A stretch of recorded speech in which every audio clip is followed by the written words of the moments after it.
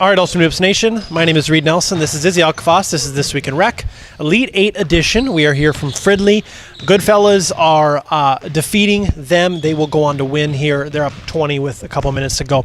I want to start out with this game because, to me, the Goodfellas were the most impressive victory of the night. They had an absolute airtight game plan. They split the zone perfectly. They spread the floor perfectly. They've got great shooters. Did them really have a chance? No, I mean, I didn't think. It's just a really bad matchup for them. I mean, we highlighted this when we talked yesterday. They have the shooters and they have the size. Them couldn't have asked for a worse matchup than the Goodfellas. And I think the Goodfellas are peaking at the right time. Are they the favorite next week? I don't know. I mean, they did just beat the Guerrillas.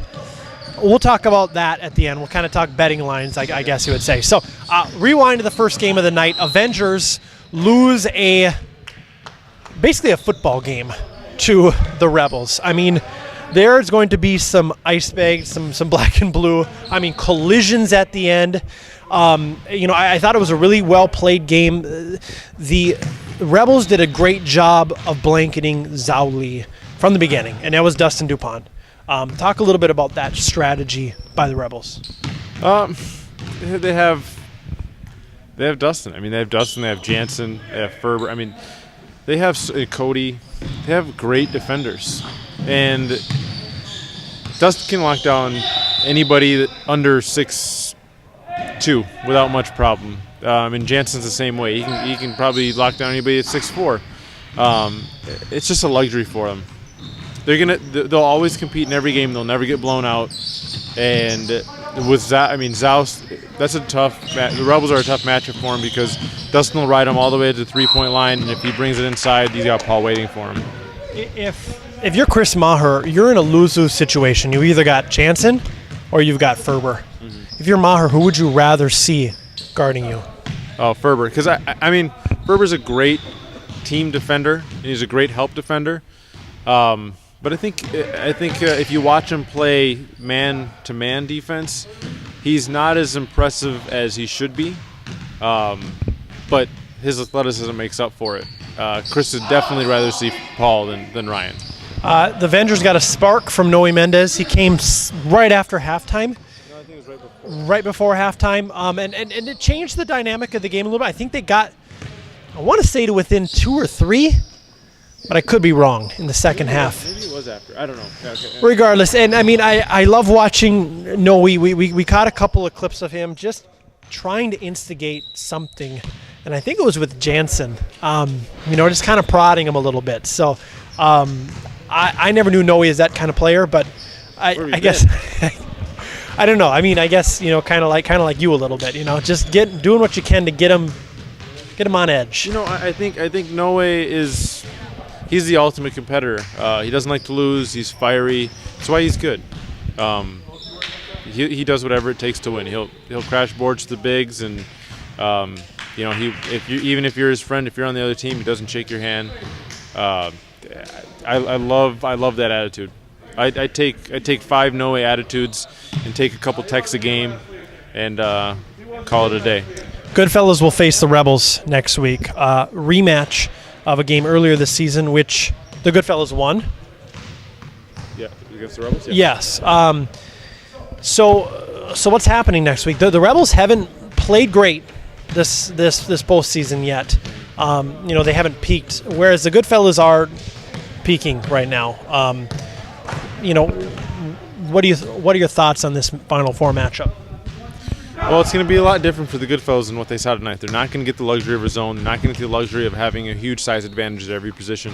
And like I said, you can't blow the Rebels out. I mean, as good as the Goodfellas are, I can't see them pulling away. It's so hard to pick against the Rebels. But like you said, the Goodfellas are peaking. They beat them once before. All their players are confident, and they're going to go hard at the Rebels. They're not going to be intimidated by them. And I think the Rebels get away with a lot of games because teams start to get intimidated, especially down the stretch. They start to kind of get tight. I mean, you can just kind of see it. I don't think that's going to happen to the Goodfellas. So I actually think that the Goodfellas will pull it out. And I think it's because, with Ferber or with Klobe, they have enough guys to kind of help off of him. And Chase should do a pretty good job on him. And they got quick guards that can come down and double. So I think they'll be able to eliminate Klobe's dominance down low in the post. And the inside-out game is going to really struggle for the Rebels, I think. So I think the Goodfellas will win. So the other two Final Four teams, Guerrillas, Big Smash. Now, at the end of last season, after Big Smash had won, you had made a comment. The reason why them didn't win the championship is because they didn't have the size. And you said if you want to win in rec, you have to have a lot of size. You have those types of teams. When it comes down to it, if you want to win a championship, you have to have big men. You have to have big men. You can win. I've always said it. You can win games with small lineups, but you cannot win a championship with it. And it happened tonight. And last night with the club as well. With the club. I mean, it's not gonna happen. It's a cute little gimmicky idea, but it's not gonna happen. Club, you need big men. Please, I mean, the team. I mean, they gave away a championship tonight because they don't have the big man. I mean, the plea is for you to have a big man so you can improve. I'm not criticizing. I'm actually trying to help these teams. I mean, it's right. I mean, we know you're just here to help. So, and you look at the four Final Four teams, they are probably the four biggest teams in rec. Can you think of a bigger lineup? Maybe the Avengers?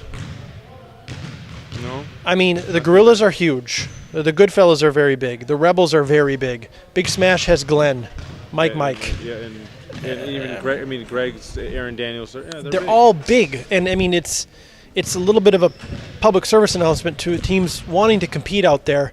You got to find a big, and I don't know where you're going to find them. They're out there. Yeah, I mean, even look at the Red Devils when they had their full lineup. I mean, they're a big team, a big physical team, and yeah, I think that's what wins the games. Offensive rebounds, it tires smaller teams out having to guard those big guys.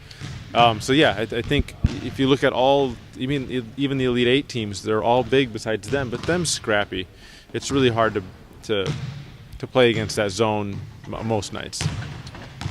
So the 7:30 game, Big Smash, very close with the Squires throughout. Ben Martancic was absolutely going off. There was absolutely no answer for him. Everything he shot went in. Big Smash started playing the one-on-one basketball that they tend to do. And the thing is that against teams that aren't great, they can get away with that. But when you're driving into four Squires, one of them being Matt Hamill, it's not going to happen. Jerry Sakanovan did a great job on Zhao Li in the first half. He held him to 0 points. Completely opposite in the second half. Zhao Li went off. The pick-and-roll game with Zhao and Glenn was unstoppable. I mean, have you seen somebody up his game in the postseason more than Glenn Fair? No, I don't know what he does. He doubles the dose of the Kush bags right in time for the playoffs. I don't know what he does.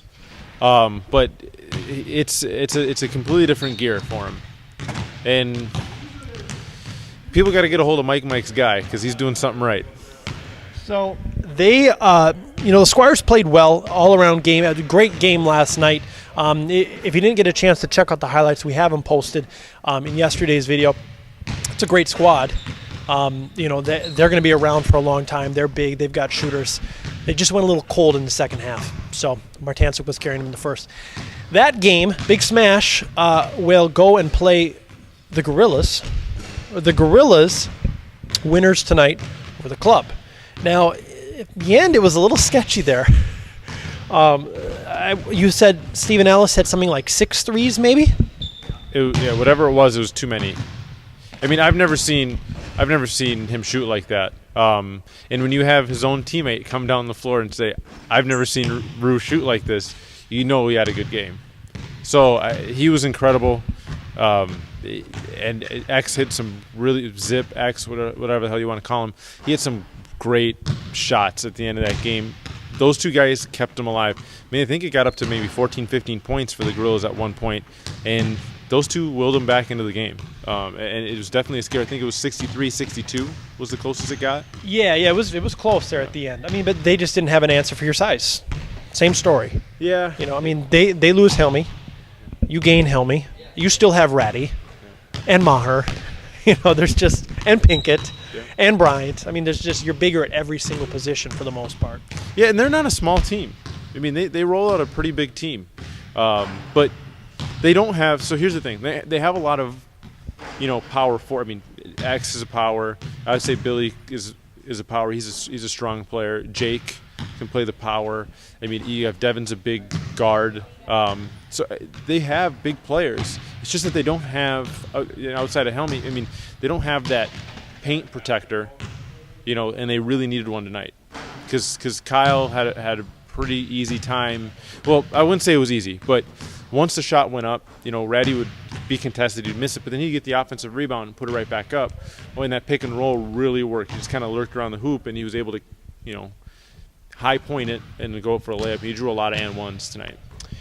So, Goodfellas, their first Final Four. Guerrillas, Rebels, and Bigsmash have all been there before. Which team has the lowest betting odds of taking home the Gold Cup next Thursday night? It's impossible to project that.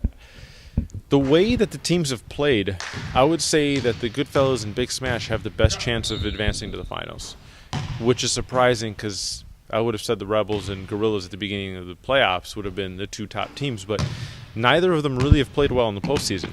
So I would say that right now, the way that it played out tonight, the Guerrillas look the worst out of the four teams. So I would say the Guerrillas have the worst odds of winning, followed by the Rebels, followed by Bigsmash, and I think the Goodfellas are the favorites. Yeah, and I look at the Goodfellas too. They're so complete from top to bottom. They've got a great rotation. They've got veterans. They've got guys who are hungry.